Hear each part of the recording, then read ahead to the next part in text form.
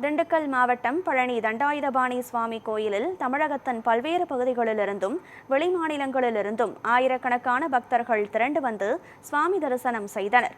மலைக்கோவிலுக்கு செல்லும் படிப்பாதைகளில் பக்தர்கள் அரோகரா முழக்கத்துடன் உற்சாகத்துடன் சுவாமி தரிசனம் செய்தனர். பக்தர்கள் வசதிக்காக கோவில் நிர்வாகம் சார்பில் குடிநீர், மருத்துவ வசதி, கழிப்பறை வசதி உள்ளிட்ட அடிப்படை ஏற்பாடுகள் செய்யப்பட்டிருந்தன. மேலும் கூட்ட நெரிசலை கட்டுப்படுத்தவும் பக்தர்கள் பாதுகாப்பாக தரிசனம் செய்யவும் 100க்கும் மேற்பட்ட போலீசார் பாதுகாப்பு பணியில் ஈடுபடுத்தப்பட்டுள்ளனர்.